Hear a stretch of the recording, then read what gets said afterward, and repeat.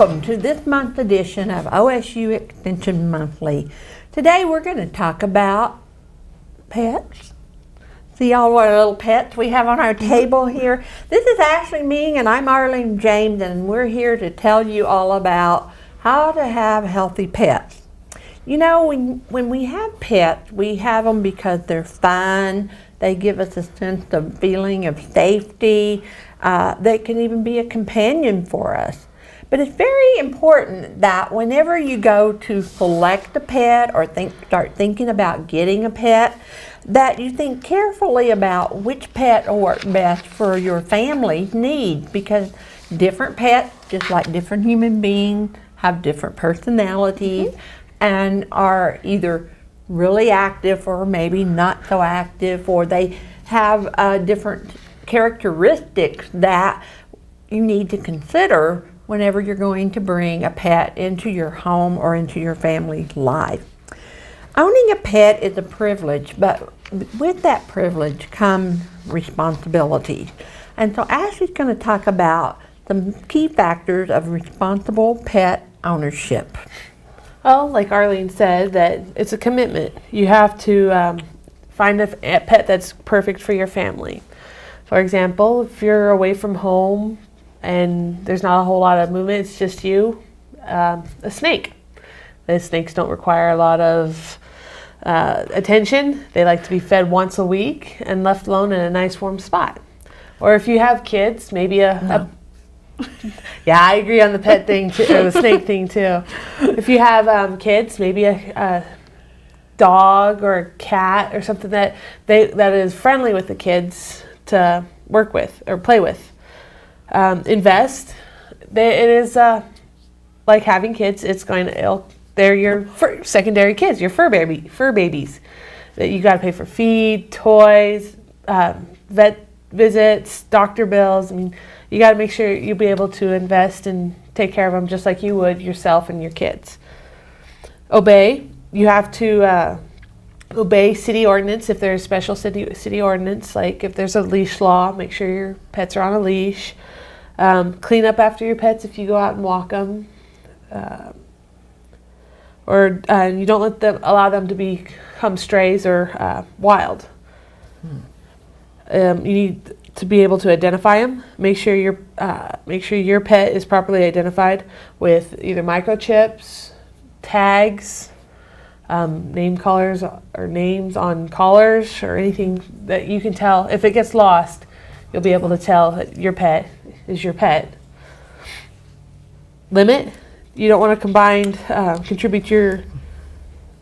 don't want to contribute to overpopulating. If you're going to get pets and don't plan to breed them or sell them or make a profit off of the offspring, neuter them or spay them, or just kind of limit the possibility of creating more pets that will become strays or wild or anything like that. And prepare. You need to prepare for emergency disaster kit. Prepare to have a pet in your home. You need to, just like you do with a kid or your family, make sure your home and everything is ready for your new fur baby. Well, we're going to kind of talk about each one of those a little bit more in depth. And as you said, Ashley, owning a pet is really an investment. You have to invest your time, you have to invest your resources, and you have to make sure that you do the things that will keep your pet healthy. And one of those is that you give them preventative health care. Just like we take our baby to the doctor when they're newborns and have them checked, that's the same thing you need to do with your puppies or your kitties. Between birth and 1 year of age, every 3 to 4 weeks up until the time that they're 16 weeks old, they need to be in that vet office getting some shots. And we'll talk about some of those shots here. A dog, they got to have a parvo shot, they got to have a distemper shot, they have to have a rabies shot. And the kitties, they have to have a feline leukemia shot and a feline I have to look at, I won't pronounce it right, immunodeficiency virus shot. And they also, during that stage between birth and 1 year, they'll need to start on their heartworm medication, and also tick and flea prevention. And there's lots of things that you can purchase even to take care of that. But also, if you take them to the vet, they can help you with that as well. My daughter's a vet, and so I was visiting with her in preparation for this TV show, and she said that I might want to mention that, out where we live, that we may want to have our dogs vaccinated for rattlesnake bites. I didn't know you could do that. I had heard of it before, but I really hadn't thought about it. I've heard of people that said, they'd given their dog that shot and they got bit by a rattlesnake, and it didn't affect them as badly as it could have. There's mixed thoughts on rattlesnake vaccine. There's some vets who say, yes, as my daughter did, you probably should get your pets vaccinated for that. Other vets might say, well, not sure that it's that effective or necessary. So rattlesnake vaccine shots are one of those things that you and your veterinarian need to discuss and see if it's something that would be beneficial to you. When you go to the vet, they examine your animal. They want to know if it's growing well and if it shows any signs of illness. Sometimes you can look at a pet and the vet can look at it too and think the pet is just fine. But after some preventative health visits to the vet, they may find that your pet may have some health issues.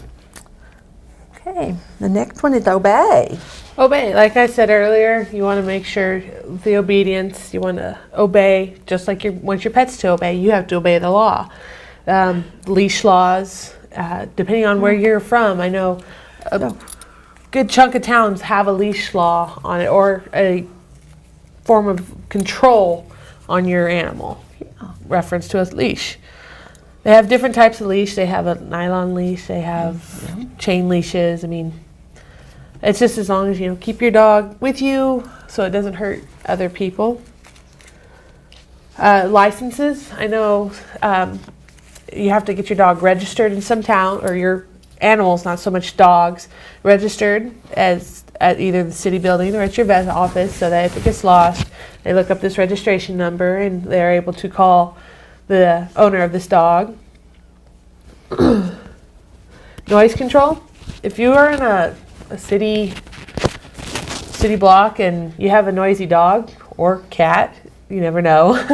You may not have your neighbors that's very friendly folks. Yeah, huh? yeah. You might get complaints for your dog being noisy, or you just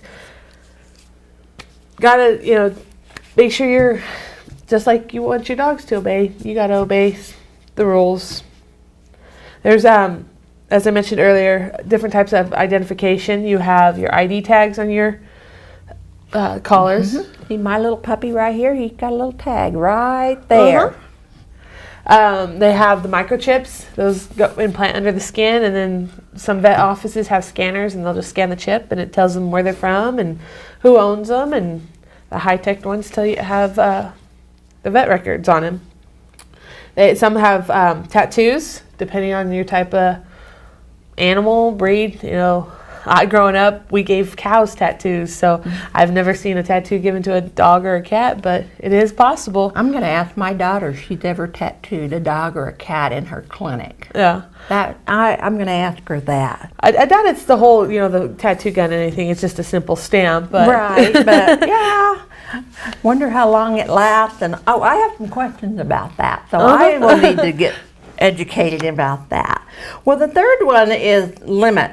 And responsible pet owners are those who limit the reproduction of their animals.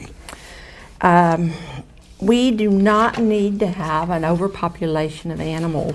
I live out in the country, and a lot of times when people don't get their dogs spayed or neutered, or their cat, and they get a litter of puppies or kittens and they really don't want them and they want to take care of them, they do what we call dump. So, we've had lots of dogs and a few cats dumped at our house. We have our own dogs, ones that we picked for our own family. So we really don't want to take care of those animals because somebody else wants to be irresponsible about it. So you really do need to take care of your child. Some Pretty people much. call the animals their children. My daughter does. And so, take care of that situation so that you won't have a house full of puppies or a house full of kittens or hamsters or ferrets or whatever else is that you might have as a pet. It is somewhat, in my opinion, expensive to have your dog spayed or neutered, or your cat. The low end of that could be around $45. It could even go up to as much as $135. A lot of times they base the fee on that process on the weight of your dog. So it's better to get it done when they're smaller than to wait until they're larger. So because larger dogs, where I said 45, you may get up to $50 to $175 just to, have that process done at a vet clinic. So it is important, though, that you do take steps. If you don't choose to spay or neuter your animals, you need to make sure that you keep them contained at the times that you need to. Once your dog gets to be age 1 through age 6, they need yearly checkups. They need a head-to-tail physical from someone who knows what they're looking for.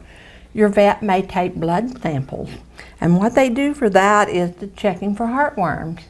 Now, they don't do blood sample test on kittens because that test is kind of inconclusive. It's hard for them to read, but definitely for your dogs, they're going to take a blood sample and check and make sure that they don't have heartworms. Other tests that they might do will be based on what the vet discovers in their examination, and they may offer you the opportunity to have other types of tests ran or blood work done or shot taken, etc., because they notice something. Your distemper and your parvo and rabies boosters are usually given during the first yearly checkup, and then you should do those every year thereafter. And the cost for those shots run around $20 to $150 during the first year. Yeah. Oh, wow. Or $10 to $100 when the dog gets older. So again, as we said, it's an investment to own a pet, but along with that privilege comes that responsibility. Now, our rabies booster, it depends on state law across the nation. In Oklahoma, it reads that all pets should be current on their rabies vaccination. And it requires, Oklahoma state law requires all dogs, cats, and ferrets be immunized against rabies by a vet or under a vet's supervision by the age of 4 months. So there's kind of this window of time when you need to do it, and especially if you do it when they're younger, it doesn't seem to cost as much. So now we get dogs that get older, like 7 to 10 years old. Then the vets begin to suggest that you bring them in twice a year for a checkup. They like to check their stool, their blood, and their urine test, because then that gives the vet the scoop on your animal's kidney health, their liver, their thyroid, their hormones, plus a lot of other things. Kind of sounds like human beings, doesn't it? As the older we get, The more we get the a more visit. we have to have some tests going on when we go to the doctor. The rattlesnake shot, again, is one of those shots that just ask your vet if you think it would be beneficial for them to have one. There's something I just heard about, and I didn't know about this. My daughter mentioned it, and it's called dog flu. Yep. It's quite interesting. I had to look up on it, and there is such a thing as dog flu. But it's not, if you have flu in the house, you can't pass it to your dog, or your dog can't pass it to you. Well, So that's good to know. that's on the plus side of that. Yeah. The dog flu, it's a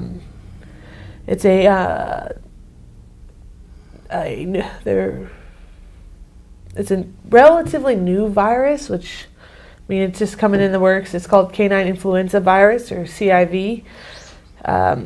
Dogs will get sick with it, but do they get sick like human beings? Kind of have some of the same symptoms? Yeah, they'll get sick. They'll come down with a cough, a fever that usually lasts 1 to 3 weeks. It can get worse. On very rare occasions, it can get worse. It can develop into ammonia and a higher fever. And dogs that get that bad will unfortunately not make it. But some of the symptoms, like I said, are cough, fever, decreased appetite, lethargic, and green discharge from the nose and eyes. Also, if it gets high develop into ammonia, there's labored breathing and very, very high fever. These symptoms mimic kennel cough, but they're not the same.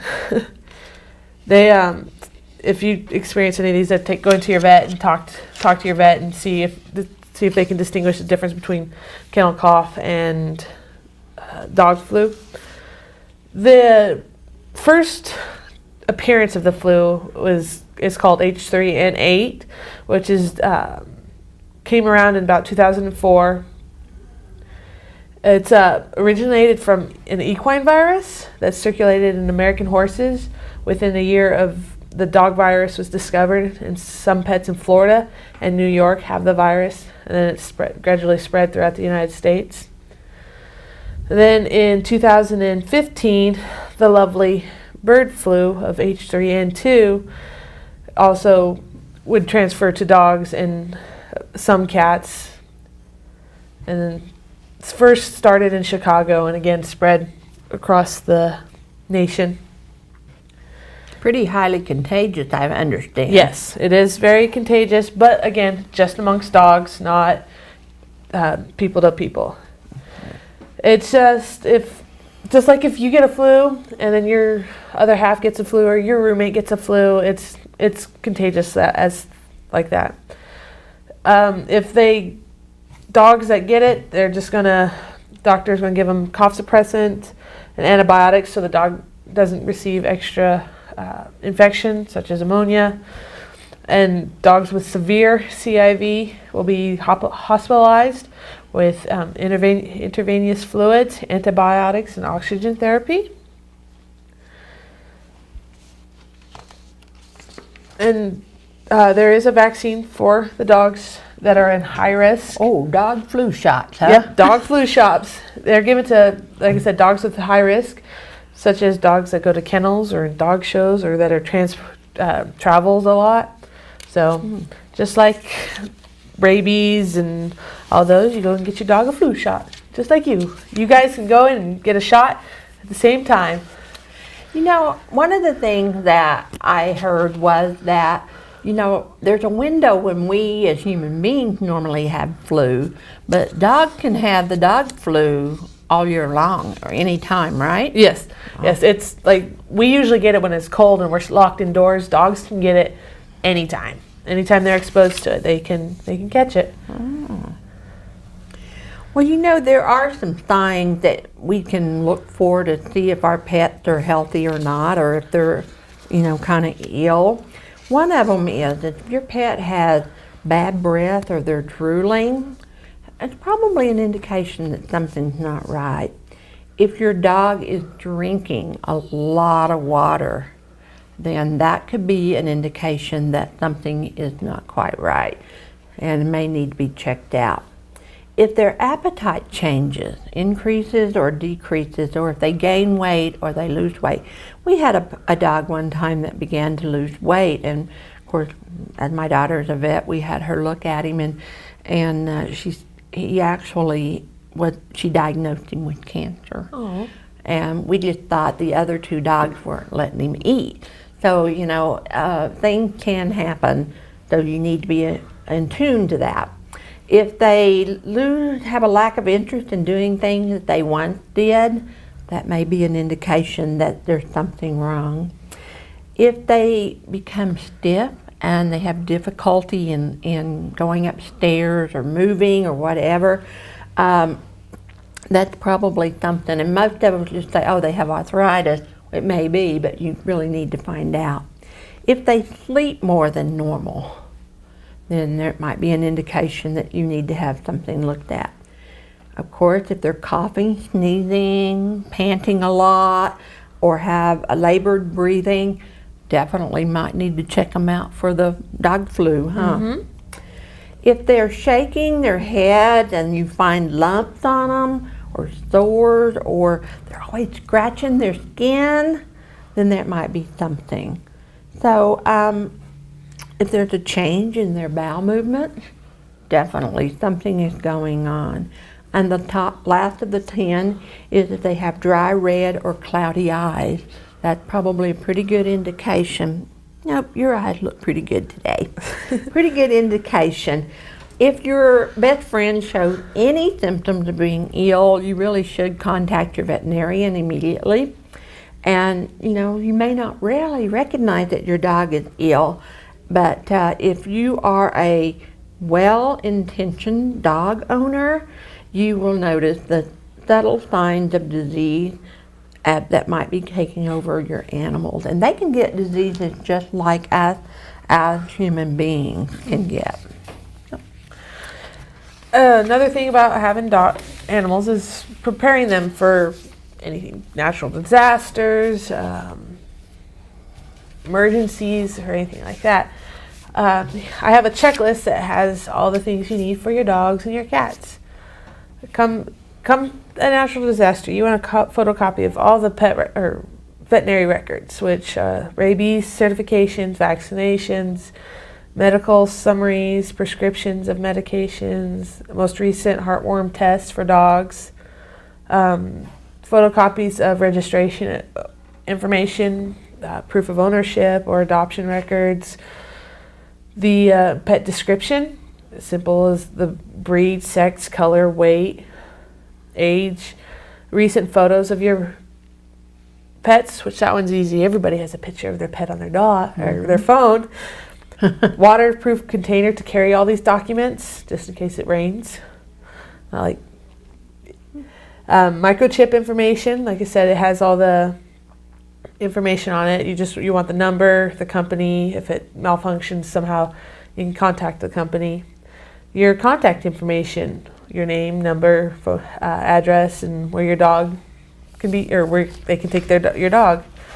You'll need at least 2 weeks of food and water supplies. You want non-spill food and water dishes, a manual can opener, feeding instructions for each animal, 2 weeks supply of medication at least, medication instructions, and 1 month supply of flea and tick and heartworm prevention. Other supplies is a leash with an ID or harness, toys, appropriate size pet carrier, a pet first aid book and kit, cleaning supplies, and for a cat, a litter box. Oh, yeah. All those things that you don't think about. I know one time I left work and went home because there was a fire by my house, and of course I was all about saving my documents and things that were important to me, but I didn't really think about what I needed for my pet. So that's always a good idea, and if you need a copy of that list, you're certainly welcome to stop in to the Texas County OSU Extension Office, and we can provide you with a list of those things that you would need in the case of an emergency. And this is the month of April, and we could start seeing tornado season and having reports of tornadoes in the area, so it's really important to know where you can go to be safe, but also where you can take your pets, so that they can be there with you. Because if you leave them out, that's why you need some of these paperwork and documents, so that maybe you can locate your animal. It doesn't matter whether your pet is a dog, a cat, a horse, a parakeet, a gerbil, or even a bearded dragon. Providing regular, lifelong veterinary care is important to having a healthy pet. You need to be responsible and provide your pet with a good diet.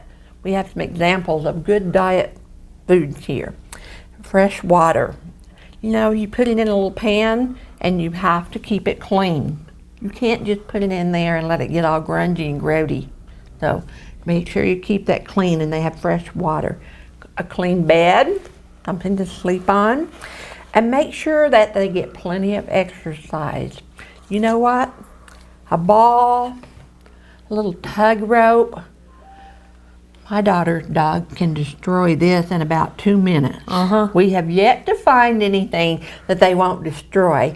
We also have some patterns and information down here at the Extension office where you could make your own dog toys if you would like to do that. And some of our 4-H'ers do that as a fair project many, many times. So be happy and healthier yourself in the presence of your pet, but they have to also be healthy for you to be happy. Some upcoming events here through the Texas County Extension Office is that on April the 17th, Mary Long, who is a master gardener, and myself will be presenting a tomato crash growing class. Everything you need to know to grow great tomatoes. So put that on your calendar and come. Also, Brett Hicks, our ag educator, wanted me to let you all know that all producers are invited to attend the Oklahoma Panhandle Beef Cow-Calf Conference that is being held at the Panhandle Research and Extension Center in Goodwell. The date on that is also April the 17th. And registration begins at 5:30 with the program beginning at 6. There's going to be a drone demonstration. There'll be a meal following that. And then there's some other topics that will be covered, such as vaccination perspectives in beef herd health, highlights of the beef checkoff program, and of course something that we all know that's going on right now is drought management strategies for beef producers. So you do need to RSVP by April the 13th with the Texas County Extension Office, and you can do that by calling 580-338-7300 so that they make sure they have plenty of food for you at that meeting. And I bet there's some things coming up with 4-H that you would like to share. Yes, we are having our annual 4-H design and construction where members get to model their clothes they make or stylish fashions they have. We also have a job readiness competition coming up in 3 weeks as well, where they get to practice writing resumes and cover letters and get to have a mock job interview.